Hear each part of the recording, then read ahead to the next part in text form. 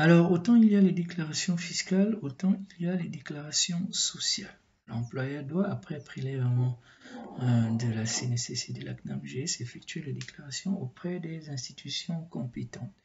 La déclaration est trimestrielle suivant le code de sécurité sociale. Voilà. Alors, c'est automatique puisque c'est l'un des avantages d'utiliser Alan. Hein, c'est juste au bouton prêt que l'on peut obtenir ces états. Alors, je vais tout simplement me rendre à nouveau sur l'interface déclaration. Je cherche quoi? La DTS CNSS.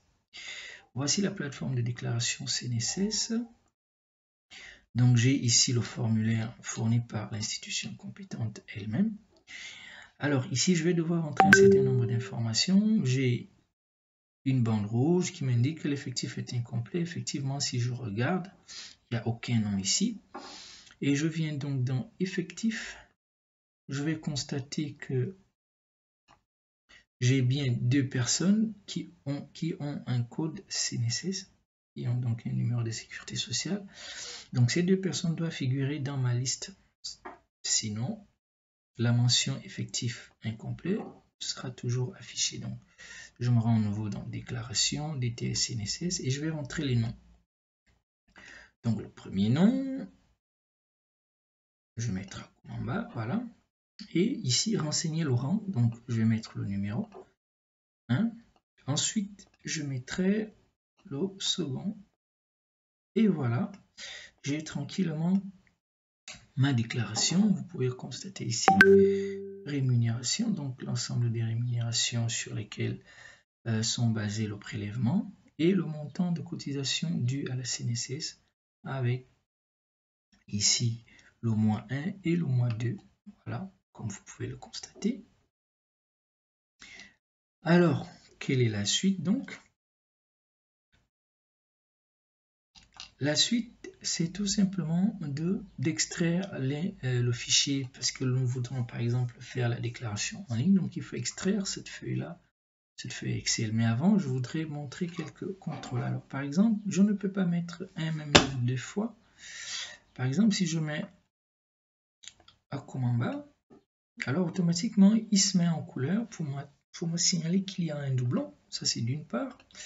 D'autre part, si j'ajoute un troisième nom, par exemple, un troisième nom, donc la troisième fois, il va me dire que l'effectif est pléthorique parce qu'il constate qu'ici, il y a 3 personnes, alors qu'il n'y a que 2 personnes qui ont été immatriculées.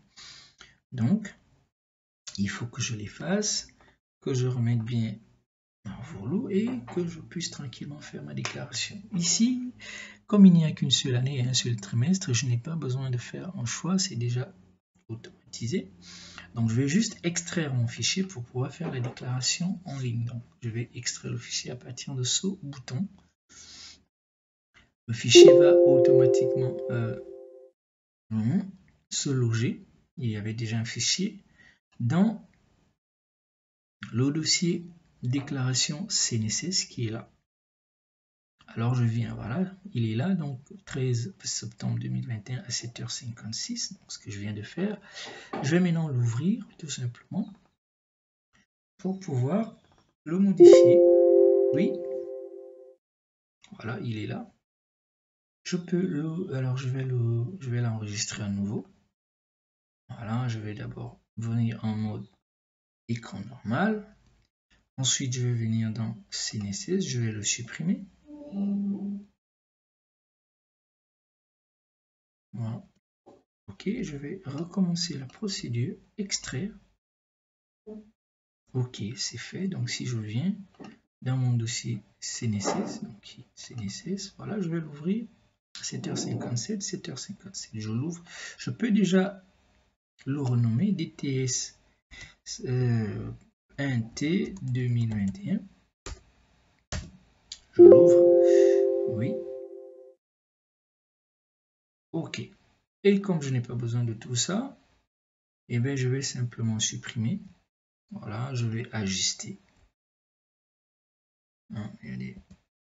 Je vais ajuster tout ça.